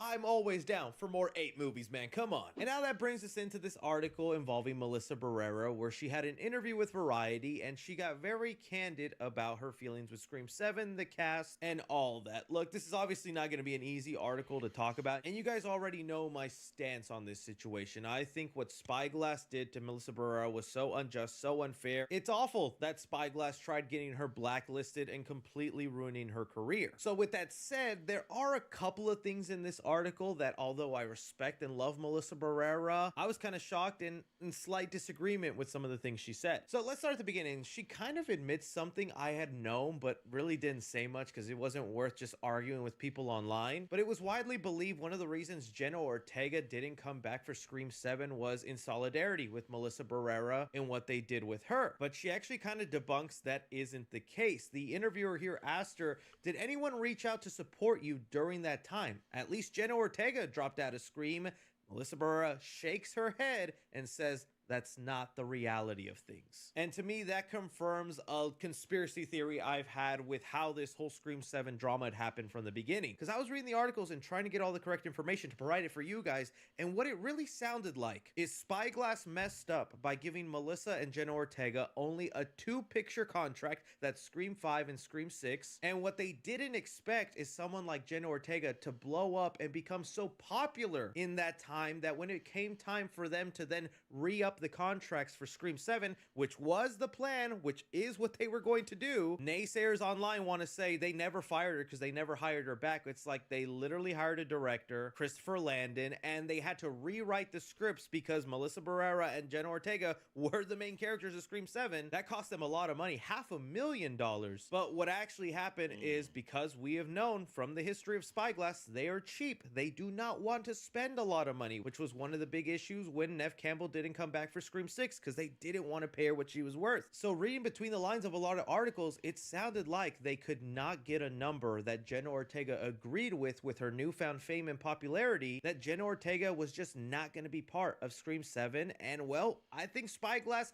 told themselves, just Melissa Barrera, she's not popular enough to hold the movie on her shoulders, and we already burnt that bridge with Neve Campbell. Can we find an excuse to fire her and start fresh? That's honestly what I think happened. I don't think they cared about the comments Melissa Barrera made. They just said, oh, that's a controversial take, we can fire her for that. And that's what they ended up doing, and then it led to this snowball of nonsense. And well, Melissa Barrera here admitting Jenna Ortega didn't leave because of her firing. She was already out. They just announced Jenna Ortega was out after Melissa Barrera's firing. From there, the interviewer starts to talk more about Scream 7, where even the interviewer says, and let's be real, the 7th one sucked, where Melissa Barrera responds, I know, and I think they lied about the numbers. I don't think it made that much money, but at the stage door, I sign Scream every night. People who love me from those movies are coming to see the show, and they can't ever take that away from me. The interviewer then saying, you were fired from Scream 7. Jenna Ortega didn't return, the director dropped out, but then Spyglass brought back cast members from prior Scream films. Did that seem scabby to you? Did it feel like those were people basically crossing the picket line? And she said, oh, 100%. I think they all are. They have to live with that. The only way they were able to make that movie after what happened was to nostalgia bait as much as possible. Okay, so here is where she says some stuff I'm like, yep, I agree with you there. And then some stuff I'm like, I respect you, Melissa, but I don't know. The part I agree with, Scream 7 did suck, and it was a nostalgia bait movie, okay? And you can't deny it when they were making announcements for cameos in the movie. But I guess the parts I'm iffy on is, look, as much as I hate to admit it, it is wild that Scream 7 ended up becoming the highest grossing Scream movie. And I totally get why Melissa would feel like they fudged the numbers or they're faked, because I was even feeling that way when looking at the numbers. I'm like, how is this movie making so much money? It sucks. But I don't think the numbers are faked, okay? That would be a whole other conspiracy, and there'd be so many other issues. To me, the reason Scream 7 made a lot of money is because Scream 5 and 6 were so good, they brought in a new audience and brought back to life Scream. This new generation saw Scream 5 and 6 and were like, oh cool, let me go watch the old movies. They grew attached because they're awesome films, and so they were excited just to see a 7th movie, and they didn't care about the drama going on online. They just found a new cool horror franchise, and hello? Whoa. Mama Kurgan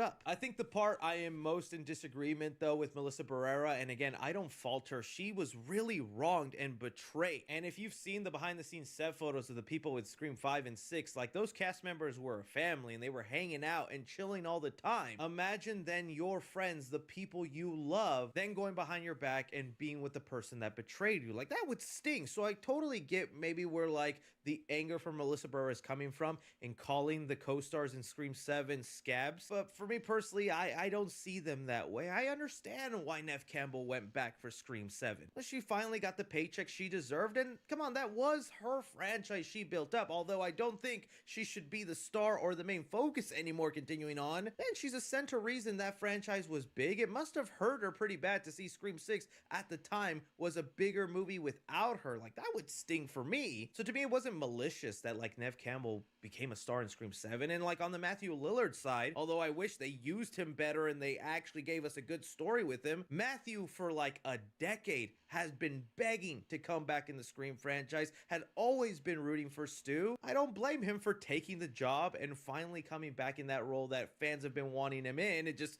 sucks that it didn't turn out being good. Again, though, like I said, it's a tough situation to call because we live in such a black and white world. People either want to hate and say Melissa Barrera is playing a victim, or they want to be all up for it and all the things she's saying is now fact, and the studio did cheat on the numbers, and now every member of Scream 7 should be dead to us. There's a middle ground here. I respect and understand the betrayal Melissa Barrera felt, but I also know at the end of the day, these are just people doing jobs. It's not really personal or a direct attack on Melissa. They have their other reasons for being in the movie, and I really am only just wishing the best for everybody. Melissa Barrera just got announced to be in a new horror movie that it's like, yeah, I want to see it and I hope it's a good movie. While we know Spyglass is going to work on Scream 8, and Scream is still one of my favorite horror franchises, as tainted and as broken as the community is now, I just want good Scream movies again. Again, though, just my opinion. I know some of you might feel differently and strongly, and I'm down to hear your opinion down below. What's How did you up, feel Big about Melissa Master? Barrera's comments on Scream 7 and the cast? Anyways, guys, that is all movie news we currently have going on right now. And thank you so much for taking time and day to watch me talk some movie news. Don't be forgetting to hit that like button, subscribe if you haven't already. Follow me on Twitter at 3C Films or on TikTok at 3C Films. But as always, I'm Chris. Take care. You said $100 has been sent. Who sent the $100?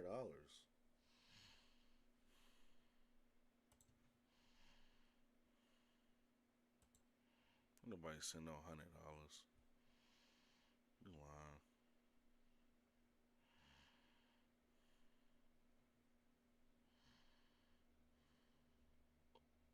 Nobody sent no $100, man. You lying, bro.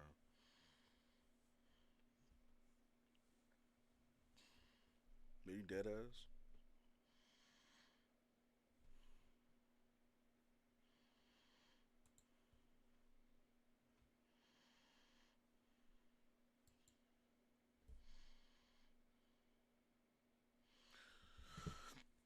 You talking about Key and Peele? You said I should watch Key and Peele?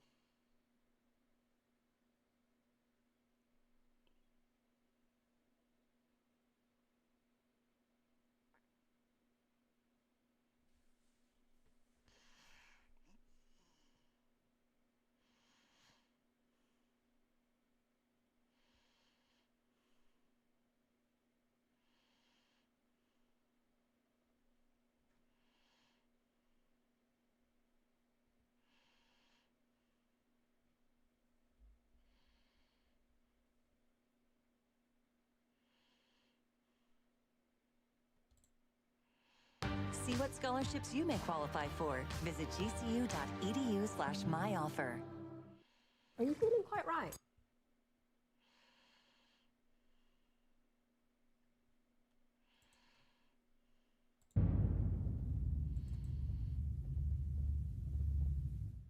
Booty Call, underrated movie, man. One of my favorite movies from the 90s. How did that come about, you getting a role in that? I didn't get that movie. I didn't get that audition. All right, so here's another story, right? So I did not get that part. Like I went in and the part was, no, I didn't get it. I went in, did my thing. I thought I killed it. You know you ain't getting it when they're like, hey man, they'll validate your parking. You know, that's when you know you ain't got it. You know, you just kind of, oh, okay, so I'm gonna, where, you guys want me out of here? And they're just like, oh, no, hey man, have a nice day, you know? And so I don't get it. And it's with me and Jamie, okay? And you know that was gonna be the bomb, right? And I wanted that really bad, but for some reason, they didn't want me for it, you see? So probably about a month goes by and I get a call and they say, you know what? You got the part. You got the part in Booty Call. And I was like, let's go. Let's go. Me, the director, Benny Medina, was the company that did that movie with us, that was working with me then. It was the bomb. It was the bomb. But for the first 6 months, it felt funny, you know? And the director warned me. He said, hey man, you're gonna feel like Jamie kicking your ass in this movie. You know, because I'm gonna hold you back. Because your character is like the conservative one. You know? So you gotta kind of let him go ahead and get down. You know, and the comedian, you know, black people in general, you know? You know, you ain't gonna sit down and be, you know, dealt with, you know? But man, he was killing it. And I knew he would too, because you know Jamie, man. Jamie good as hell, man. So I sat through that thing, man. And he's like, you all right? You know, I leave the set. Yeah, I'm cool, I'm all right. But what he did tell me is he said, but when I let you loose, I'm gonna let you loose. I just need you to wait. And so the first day I got loose was with the saran wrap, you know? and then it was from there. It was on between the both of us, you know. And I'm very grateful for that movie because you're looking at probably two of the best at what we do. You know, it was probably like when Kobe went to the All-Star game with Jordan. You know what I mean? Which one is Jordan and which one is Kobe? Y'all go ahead and deal with that. But I'm just saying though, you know, you see us lined up together on In Living Color, you know it's gonna be something. You know, we did Main Man. Remember the two bodyguards? Let Tupac in, you know. You know, you know what I'm saying? You know, that was actually a takeoff of Rain Man. Jamie. Oh wow. Yeah, that was the black version of Rain Man. It was called Main Man. So Jamie played the Tom Cruise part, and I played the Dustin Hoffman. You know, yeah. Model bounce, middle bounce, in your, I like to bounce. All right, there you go. How was it like being on set for that? You had Jamie Foxx, Vivica, Tamala Jones. I know that had to be fun, huh? Like a party. It's like a party. We were all coming with it. You know, I had a lot to do with the writing. You know, so that was fun. You know, we were going to a hotel ballroom and just freestyle, and then take that and weave it into the script. So you know we was fitting to get it. And it was a lot of energy. The first time I worked with Vivica and Tamala, and both of them just wonderful people. You know, Vivica from Indianapolis, you know, Tamala from out here, from out in LA. So we turned into like a family over that 6-month period. Turned into like a family. But when we got to Canada, where we shot it, me and Jamie was like, man, look at this weak ass place, man. Ain't nothing happening here, man. Get out of here, man. And dude on the set, Jamaican dude said, hey man, well, y'all come to the club with me tonight. You know, we was like, yeah, right. It was like out of a movie. You hear me? We went to some warehouse and got in this elevator. He was like, man, where we going, man? It was like a haunted house. And that song was out by Blackstreet, No Diggity, right? So all of a sudden, we coming up the elevator, and you start hearing doo-ba-doo-ba-doo-doo, got, boom, got, da-da-da-ba-dum-dum. And every time it did that, the whole elevator like, man, that elevator came open. It was chicks. It was crunk. And we looked at each other. We were like, this is going to be a good 6 months. On the real. And when we got there, we got on the dance floor, and every time it went doo-ba-doo-ba-doom-doom, the whole floor was like, We had a good time. Yeah, we did. How was it like working with Bernie Mac? Because I know you was on the Bernie Mac show for a few episodes. He ain't never give me no lines. He let me do whatever I want. That was my man right there. That was my man. He almost lost Booty Call because he couldn't really turn the words on the page into his style.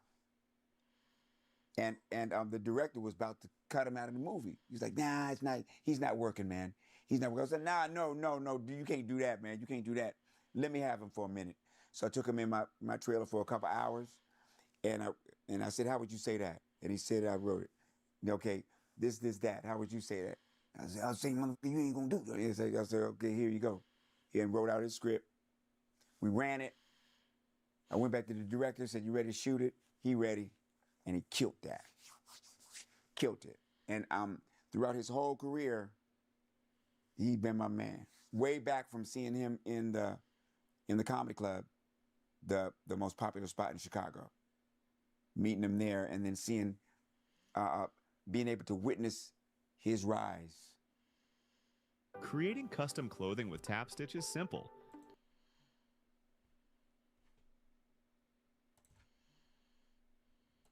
It was just, man, it was a pleasure, man. That's my man. You know, I saw him at the airport one time, and he had like, probably like about 6 hat boxes with him. And I was like, damn, man, you might as well play drums. You know? You know, because it looked like he was traveling with a set of drums. You know what I mean? I said, he's serious about them hats. You know, that's my man right there. Let me do anything I want. When I got on the set, when it came around to read my parts, he said, nah, just save it. Save Tommy for the camera. You know, when we yell action, just let him go. He'll figure it out. Let him do what he do. You know. I heard that you and Vivica, when y'all was on set of Booty Call, y'all made a bet. Yeah, I had to make her and Jamie give my money in front of everybody. They ain't like that.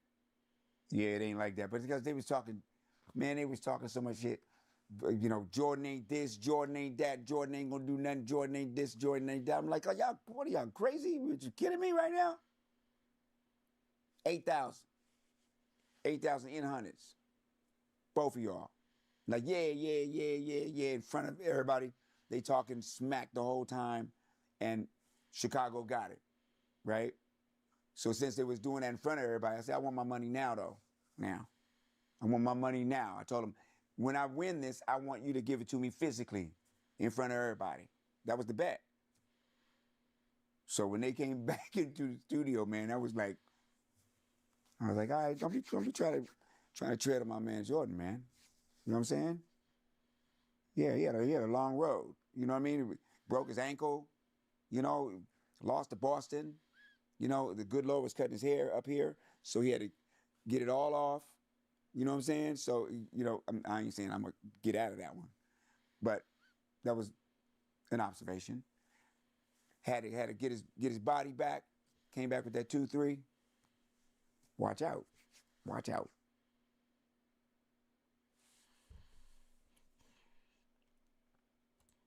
Hell no.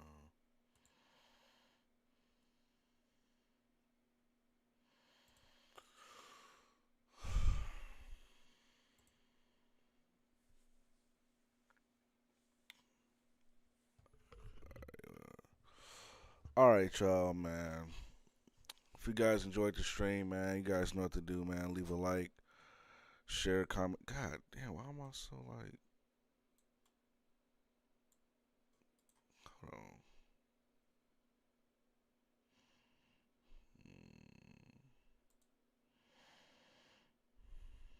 All right.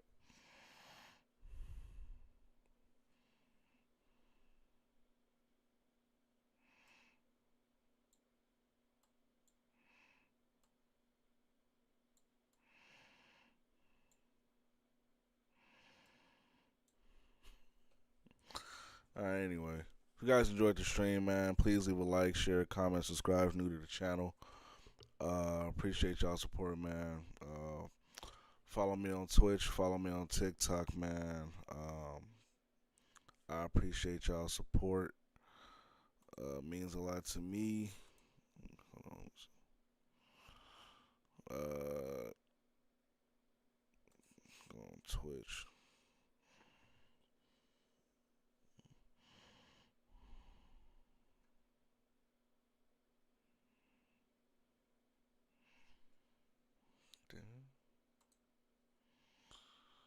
Hold on. Don't tell me my stream did that shit again, bro.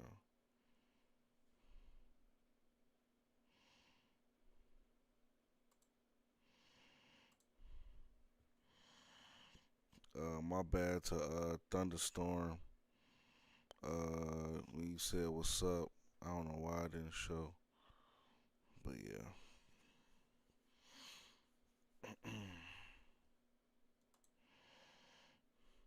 Appreciate that, Dallas. Appreciate that. As always, man. Whoa, what's up, Papucho? What's up?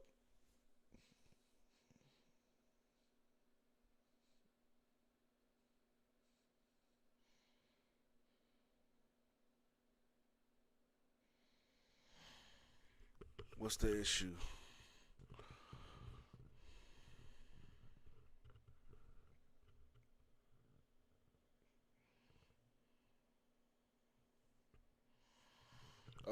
Also, I'm trying to figure out what I'm gonna play for y'all tomorrow. I'll try to figure it out. Trying to figure out what I'm gonna play. I'm not sure yet. But, you know.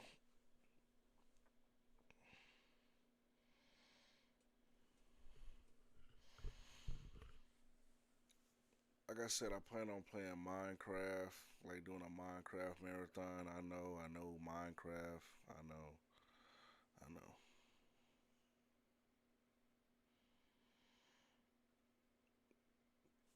Bro, why you say bruh and then you said sup? Like like you said bruh like you had a problem or something, like you was upset, bro.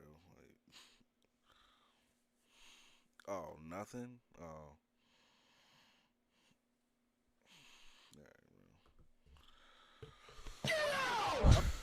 Okay. But yeah, anyway, join the Discord at Donzilla Boy. Not you, Papucho, because you said you lost your Discord. I understand. You lost your Discord, so I'm not talking about you. But yeah, Papucho. Also, since you're back in stream right now, I might as well tell you, because I said this yesterday in stream. I'm going to be doing previously recorded streams.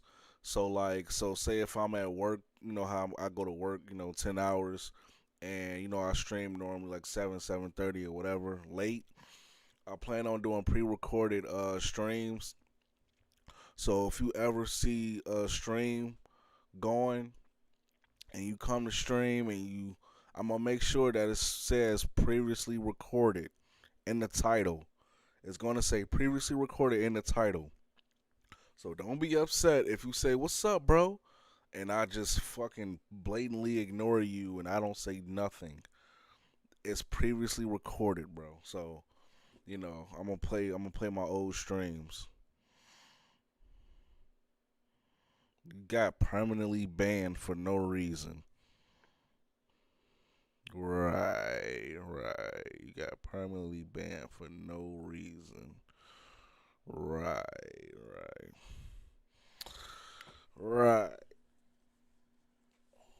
Of course you did. Of course you got blocked for no reason. Right. So you telling me you can't make, so you say you permanently banned. That's crazy. If you feel like that they're in the wrong, bro, then just try to,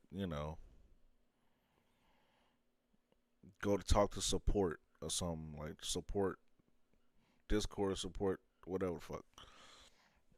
But yeah, you wildin', bro. You clearly did something. You did something, but I mean, hey. We all gotta take accountability, bro. But if you generally didn't do nothing, hey, then I'm just talking shit. I'm just talking shit, bro.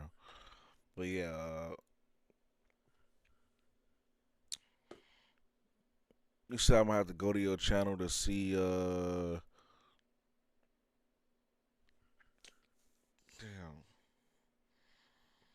I'm trying to see what because I don't really be on Instagram, so I don't really promote my Instagram because it's like I don't really give a shit about Instagram. So, but yeah, tonight was just a reaction stream. I ain't did reactions in y'all know a good minute. I'm kind of glad I did it. Just watching whatever, man. Cooling it with y'all. But yeah, I'm trying to find a game. I know another subscriber wanted me to play a game with him called Grounded. It's called Grounded. He wanted me to play that with him, so I gotta buy that. Sorry.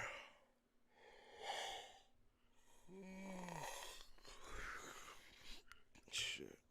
Yeah, it's about time I go to bed, bro. I gotta go to bed. So that being said, man, I'm out this bitch. Peace. Shit.